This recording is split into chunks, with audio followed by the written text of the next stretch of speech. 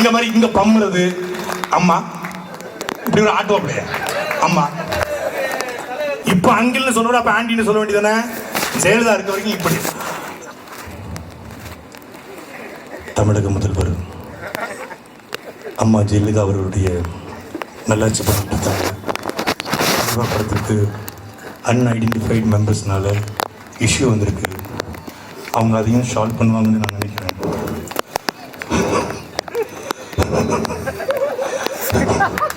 விட்டா அழுதுருப்பான். இதுதான் ஒரிஜினல். திரைத்துறையில் இருக்கிற எல்லாத்தையும் கேட்ட சொல்லுவாங்க, அவர் எப்படி பேசுறா? ஷார்ட் ரெடிங்களா? லஞ்ச் ரெடியா? Okay backup.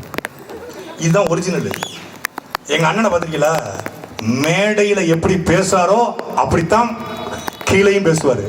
பத்திரிகையாளர் சந்திப்பில் எப்படி பேசுவாரோ அப்படித்தான் எங்க இடத்திலும் பேசுவாரு. கார்ல ஒரு மொழி, வீட்டுல ஒரு மொழி, பத்திரிகையாளர் சந்திப்பில் ஒரு மொழி, மேடையில் ஒரு மொழி கிடையாது. எல்லாம் ஒரே மொழி.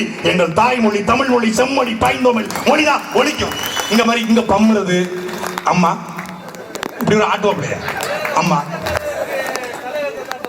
ஆமா, கருணாநிதி உயிரோடு இருக்கும்போது லியோனி ஆராசா ஏவாவேலு KKS அன்பில் மகேஷ் பொய்யாமொழி கூட செலவைக்க விரும்பல.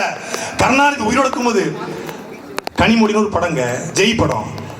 கனிமொழி இந்த படத்தை பத்தி நான் பேசணும்னா கலைஞர் அவர்களுடைய மகள் கனிமொழி ஞாபகம் தான் எனக்கு வருது. அடங்குப்புறான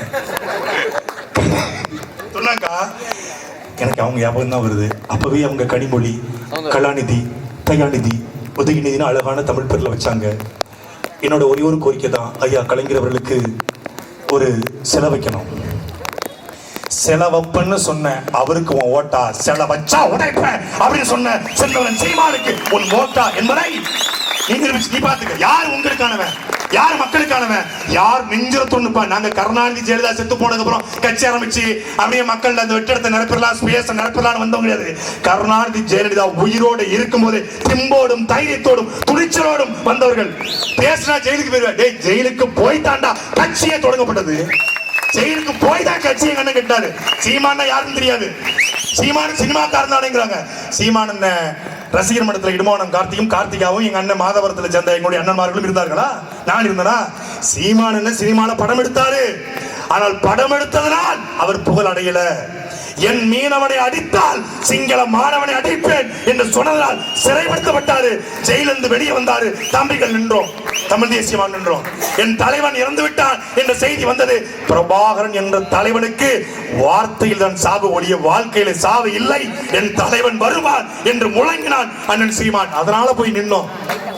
ஈழம் என்பது அரசியல் அல்ல, அவசியம் என்று உரைத்தார். அதனால நின்னோம். தமிழ் மொழி என்பது அவமானம் அல்ல, நம் அடையாளம் என்று முழங்கினார். அதனால சீமான் நினைம ஒழிய அவர் சினிமாக்காரரு, அவர் டைரக்டர், அவர் ஹீரோ, அவர் மாயாண்டி குடும்பத்தார் நடிச்சிருக்காரு அப்படின்னு நாங்க சேரல.